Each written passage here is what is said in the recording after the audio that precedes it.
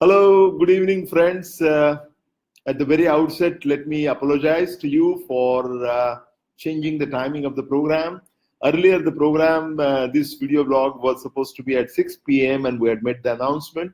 But it turned out that today there was a program of book release in Rashtrapati Bhavan where I had to go.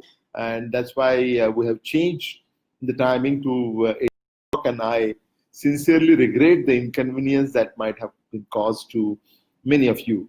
Let me begin the program by paying my tributes to Dr. Babasaheb Ambedkar on his Jayanti. Dr. Ambedkar was not only an intellectual colossus, but he was a great national leader and a great national leader who made so much contribution that he became the social conscience of modern India. And on this auspicious day, we are going to have a discussion on a subject which was very close to his heart and one which is being debated in our country very vehemently these days. And the subject is Scheduled Caste, Scheduled Tribe Prevention of Atrocities Act. So what I'm going to do, friends, is I'm going to make some observations to begin with to get the discussion going. And then you can start asking questions and I will try to answer them the best way that I possibly can. So let's start with the initial observations. The Supreme Court ruling that was given on March 20th this year by Justice Goel and Justice Lalit has been causing a massive outcry in our country, and it has also caused widespread violence in different parts of the country. A claim is being made right now that the Supreme Court ruling, does not dilute the SC/ST Prevention of Atrocities Act. I do not agree with that at all. In fact, the ruling is actually a major dilution of the act. The Supreme Court ruling has mandated the arrest of a public servant under the act must be approved by the appointing authority, whereas arrest of a non-public servant must be approved by senior superintendent of police. This ruling not only grossly dilutes the act involved, but it actually amounts, in my opinion, with due respect to the Supreme Court learned judges, let me say that this act, ruling is actually amounts to making a blanket amendment of the act, thereby undermining the authority of the Parliament. That is my first observation. The second observation that I have is that the Supreme Court ruling purportedly attempts to protect the public servants from being threatened by fraudulent invocation, as they say, of the act by Dalits. In other words, the Supreme Court ruling has been especially concerned with the imminent arrest. In other words, the Supreme Court ruling is putting the blame squarely on the Dalit victims for filing what they call fake cases out of vengeance and greed. While giving this completely one-sided judgment or ruling, the learned judges of Supreme Court have failed to provide any evidence whatsoever of the prevalence of the so-called fake cases. The learned judges, in my opinion, also are blissfully unaware of the ground realities of our country. First of all, in the power structure of the rural India, which is heavily loaded against Dalits, registration of an FIR is by itself a big challenge for a Dalit. Registration of FIR is itself a big challenge because police officers routinely refuse to do so, to accept an FIR, filing of FIR. So atrocities, first point here is that of the ground reality is that the atrocities reported by Dalits are grossly understated. So there is a gross underreporting of the number of atrocities that are taking place in our country. Even if you take the registered atrocities, or the FIRs, according to the National Crime Records Bureau data, NCRB data, over the last 10 years, that is the year between 2007 to 2017, the crimes against Dalits have increased by as much as 66%. And during the same 10-year period, the rapes of Dalit women have actually doubled.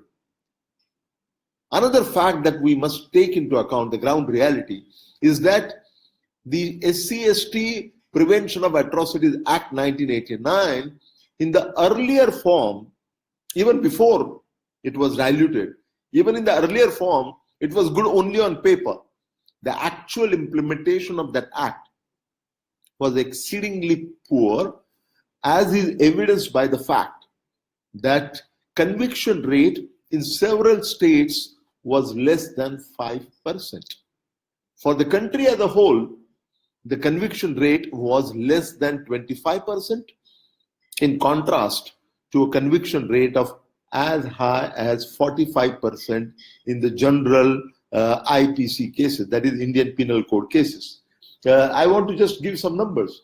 For example, in Andhra Pradesh, there were the number of people convicted were only 37, and 873 people were acquitted.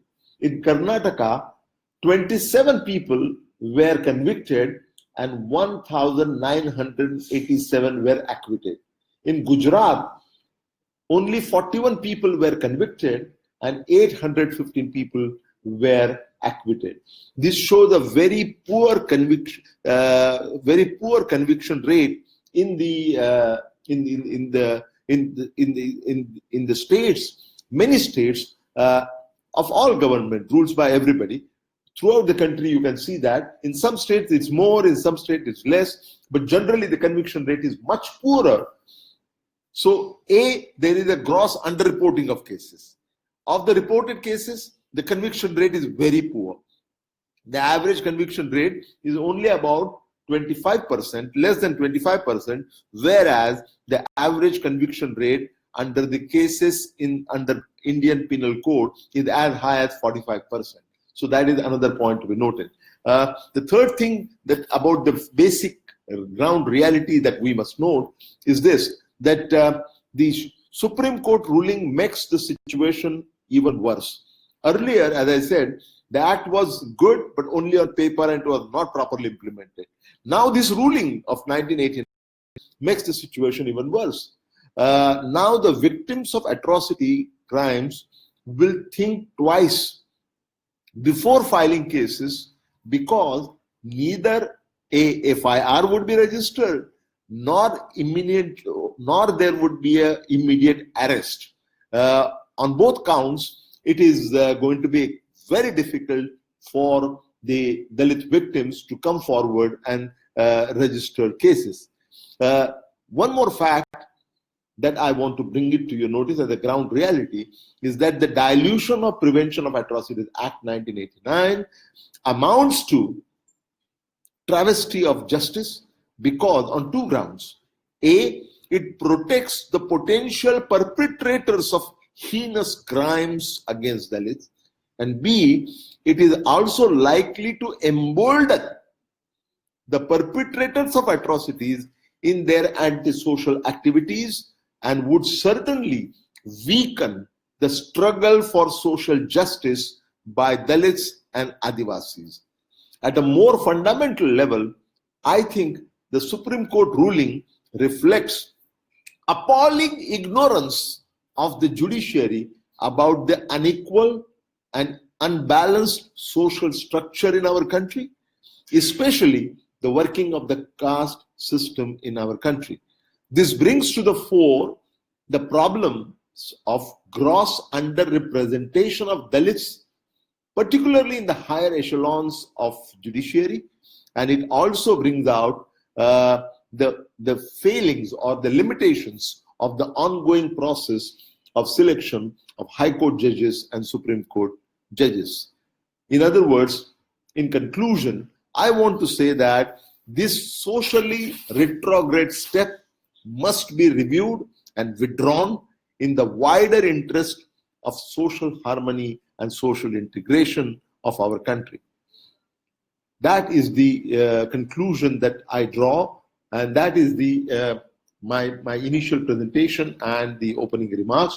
Now I would open myself to questions. There are some questions coming up. Sairam SPVA says that what should be done to implement the laws properly, sir? Kindly share your views. Basically, we need to insist on greater representation of Dalits in the judiciary, which is grossly underrepresented. We should also be talking about the selection process. You know, some time back there was a debate about the selection process of High Court judges and Supreme Court judges, and that there is a stalemate between the government and judiciary on that. I think we need to reopen that debate and give greater representation. And I think the mindset of people needs to be changed.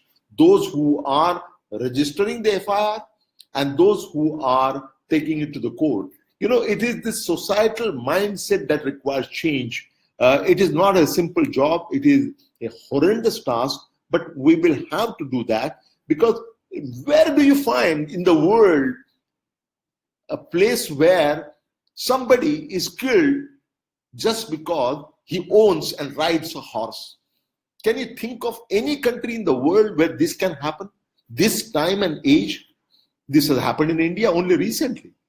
So there is a sick mindset based on the caste hierarchy that needs to be changed, and that is where I think a lot of prabodhan, lot of enlightenment is required. And one way to do that, that is a long process, but another way to do that is to implement the acts effectively, and people putting pressure on implementation of the prevailing acts, and resist any kind of change which goes against the spirit of protecting the vulnerable strata of Indian society, that is scheduled caste and scheduled tribes. There is another question by Arvind Rathod: which will be the perfect solution for the atrocity, and how can we retain the power of prevention of atrocity? Well, this is going to happen. If you see the speech made by Honorable Prime Minister yesterday while inaugurating the Ambedkar Memorial, he has given an assurance that not only the government has filed a review petition, but government is going to fight for that, and there would be no dilution of the Scheduled Caste, Scheduled Tribes Prevention of Atrocities Act. Now, whether, what form, shape and form it will take, I do not know. But possibly there could be, let us see what happens to review petition. Depending on what happens to the review petition, well, government can think in terms of actually issuing an ordinance. Even better would be making an act, or not only amendment, making a stronger, more stringent act. And in fact, yesterday, Honorable Prime Minister Narendra Modi reminded us that in 2016, this Act, Prevention of Atrocities Act of 1989, was amended to make it stronger. And therefore, the spirit of the government is very clear as far as this act is concerned. There was some delay in actually filing the review petition, but as was explained, out of the 10 days that it took for the government to file a review petition, 6 days were official holidays, and that's why it could not be done. So I take that at a face value and look forward to the final verdict given by the Supreme Court, and the reaction, the action, and the action that government will initiate based on the verdict that will come out of Supreme Court.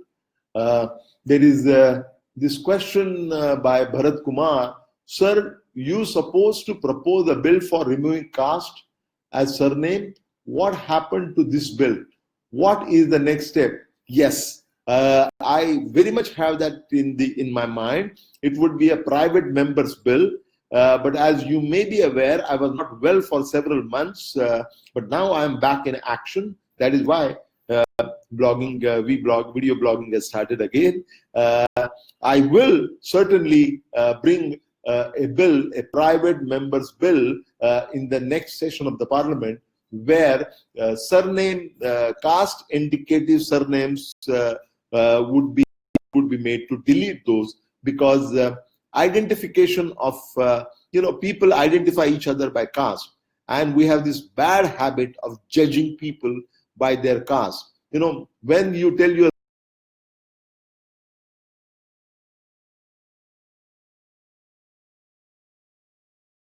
question is basically meant for asking what is your caste. No Indian is satisfied until he or she knows what caste the other person belongs to. Once you know that, you know where to put that person in your mental makeup or way of thinking. That has to change. And already a lot of people have deleted caste indicative surnames, but it should happen in a bigger way. For that bill, government will have to do that, but I will bring a private member bill that would at least be helpful in discussing this issue at the national level, and that I hope to do in the near future. Pradhyapak Nilesh Shantaram Chaudhary says, hi sir, but he is not asking any question. Umesh Bapura Mundale is asking, दुरुपयोग कसा थांबेल यासाठी काय करता येईल कायद्यात बदल न करता. कायद्यात बदल न करता दुरुपयोग जर थांबवायचा असेल तर त्यासाठी मानसिकता बदलणं हे आवश्यक आहे. त्यासाठी योग्य त्या व्यक्तींचं प्रबोधन करणं हे आवश्यक आहे. म्हणजे पोलीस अधिकाऱ्यांपासून न्याय यंत्रणेमध्ये असलेले जे अधिकारी आहेत त्या सर्वांचं त्यांची मानसिकता बदलणे हे अत्यंत आवश्यक आहे.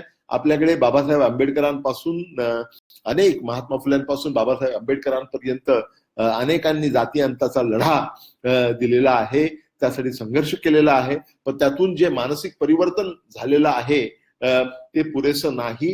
ही प्रक्रिया चालू राहिली पाहिजे आणि हे मानसिक परिवर्तन जोपर्यंत होत नाही, जोपर्यंत उच्च नीचतेची भावना आपल्या मनातून जात नाही, समाजाच्या मनातून जात नाही, तोपर्यंत या कायद्यांची अंमलबजावणी करण्याचं जे काम आहे ते प्रामाणिकपणे होणार नाही. Sairam SPVA, how do you see Hindutva agents trying to appropriate Dr. Ambedkar's legacy? हा राजकीय प्रश्न आहे. What has happened is everybody, all political parties have realized that Dr. Ambedkar is unavoidable.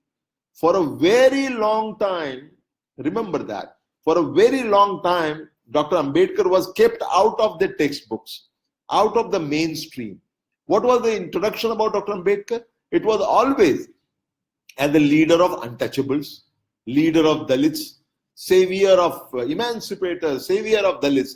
At the most, they also introduced Dr. Ambedkar as the principal architect of the Indian Constitution. That also some people challenge. Is that a correct introduction? I think that is confining Dr. Ambedkar to a very narrow role. Dr. Ambedkar was an intellectual colossus who not only made unmatched contribution in so many different subjects, from economics to sociology to politics to religion to all kinds of subjects, and law, of course, history, so many subjects. He wrote 22 big books. No other political leader comes anywhere close to the kind of scholarship that Dr. Ambedkar had as a national leader. Dr. Ambedkar was not confined to being only a leader of Dalits. In fact, he was the one who first said that I am Indian first, Indian in the end, and nothing but an Indian in the interregnum. So not that he said that I am Indian first and then I am Hindu, then I am Muslim. No, he said that I am first Indian, I am Indian in the end, and nothing but Indian in the meantime, in the interregnum. This is the spirit. Everything that Dr. Ambedkar did, all the contribution that he made in so many different fields was keeping the entire nation in front of him. So Dr. Ambedkar was an intellectual colossus and he was a national leader, period. And therefore, he must find his place in the national pantheon of leaders that we have. He was no less than Mahatma Gandhi. He was no less than Jawaharlal Nehru. And therefore, he must find place in the national pantheon. And now, for whatever be the motives of the different political parties, everybody is embracing the legacy of Dr. Babasaheb Ambedkar. So, in spite of whatever motive that they have, as long as they are willing to embrace the legacy of Dr. Ambedkar, I think that is a welcome development.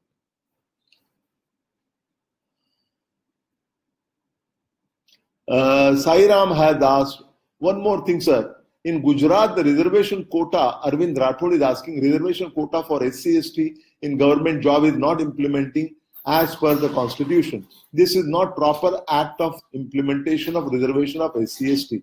Is there any provision of that act to implement in the state? I do not know whether there is any provision in the act. I'm not a legal mind.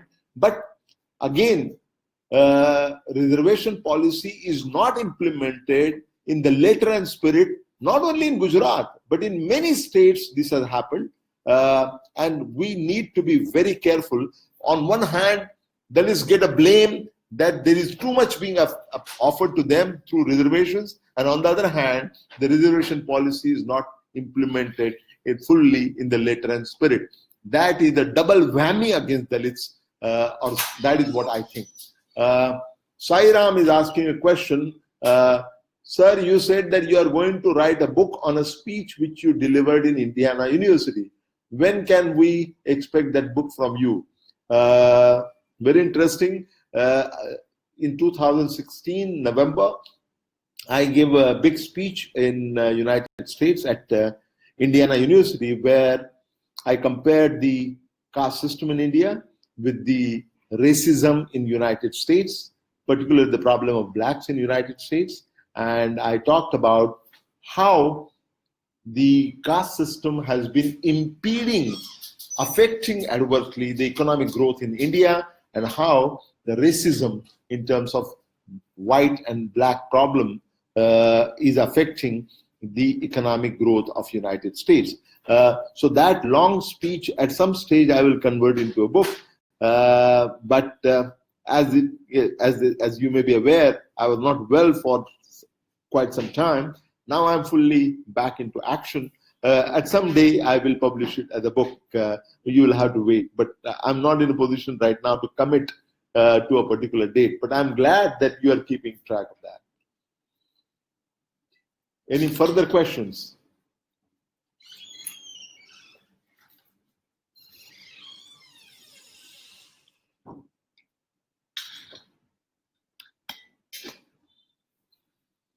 No more questions?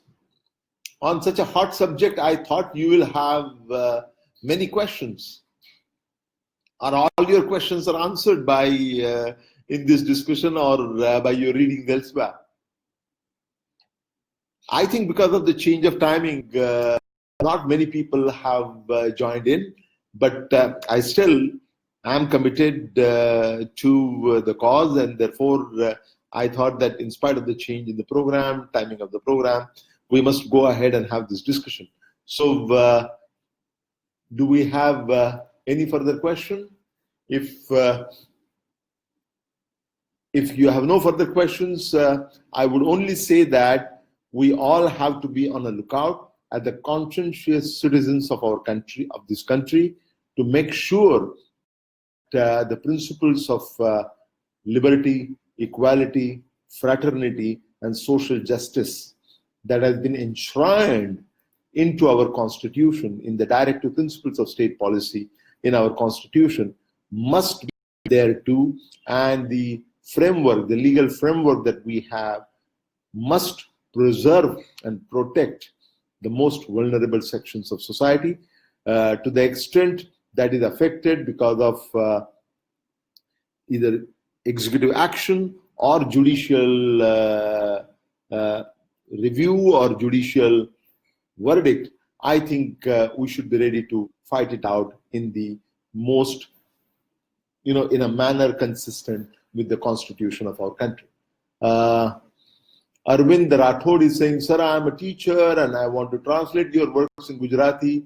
If it is possible, then it will be helpful to us. Arvind ji, I certainly would be happy if you do that. Some attempts have already been made. My family biography, Amcha Baap and Ami, was published in Gujarati long back by Gangava Prakashan. Amaro Baap and Ame is the title of that, and it has done very well. But my other books, particularly books on Dr. Ambedkar, you can get in touch with me, and in course of time, if you want to, many people have attempted that or agreed to attempt that, but you can get in touch with me and you can certainly do that. Now I'm getting some question. Swati Sonavane is asking, Sarvadati Saman Hotil Kai? This question means that will all caste will become equal? That is the question asked by Swati Sonavane. In our constitution, everybody is considered equal, and constitution is committed to taking action to make sure that all Indians have equal rights, and that equality, liberty, equality, fraternity, and social justice, they are the basis of our constitution. They are the basis of our vision for the future. They are the basis of our vision for New India. And therefore, over a period of time, we should hope that, the caste can exist, but what matters is that the kind of hierarchy which is built in the caste system, that must go away.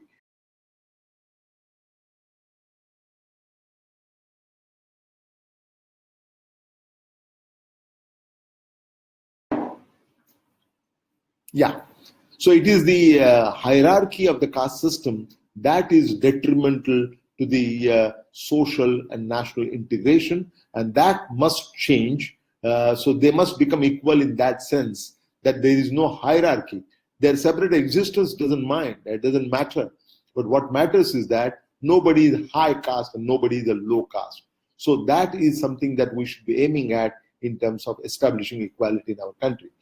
Vivek Kokre is asking, is caste system and reservation, does it create social problems? Caste system is the major social problem that we have, and reservation is the one which will protect those who are vulnerable in society, and therefore it is a sort of, reservation is a sort of affirmative action to protect and promote the interests of those who are most vulnerable in our system. So thank you very much for your question. Is there any further question? If not, I will sign off. Umesh Bansode, somebody, Preeti Landge says hello, but no question. Umesh Bansode says, what is your opinion about, wait a minute.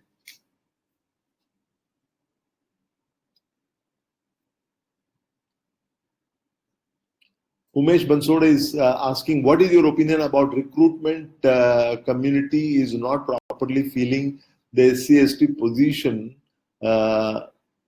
and re-advertising the post? They used to say that there is no desirable candidate available.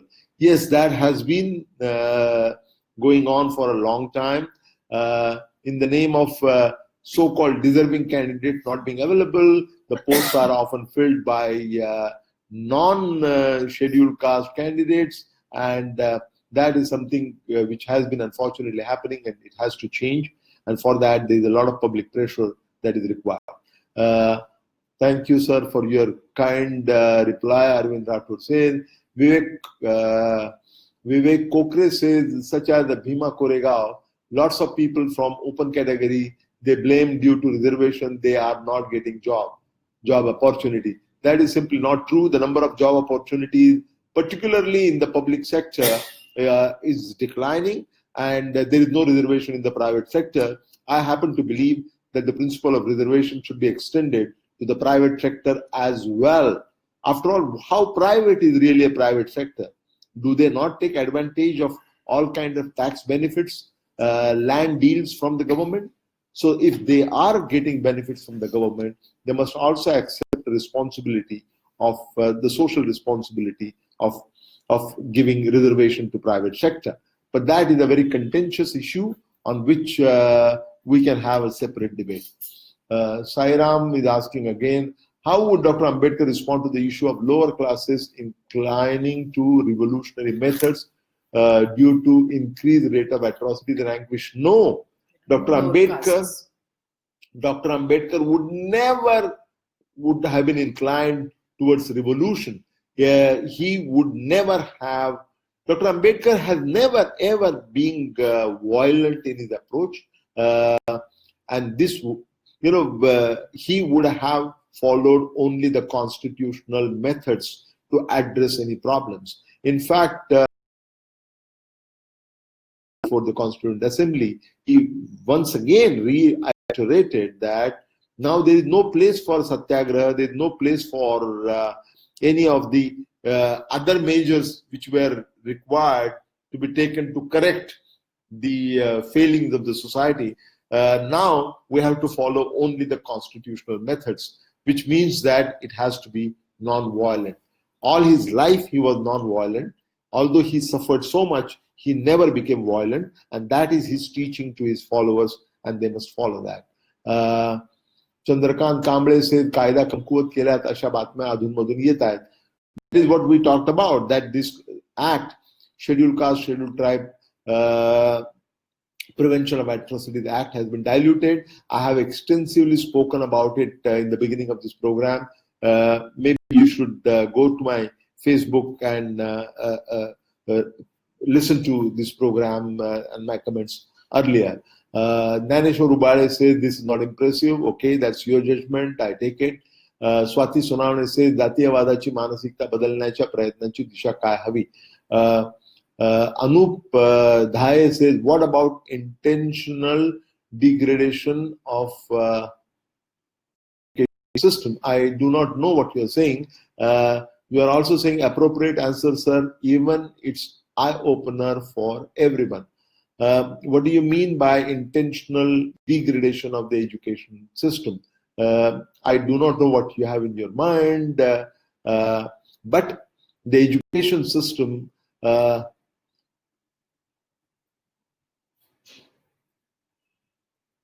no, please explain to me, what do you have in mind when you say intentional degradation of the education system? In any case, that is beyond the scope of this subject, so I would rather answer the questions about SC/ST Act, because that is the subject matter today. Prasad Patil says, what is your opinion on the current stand of Indian court on SC/ST laws? I have already explained that at length, and I have said that this is a socially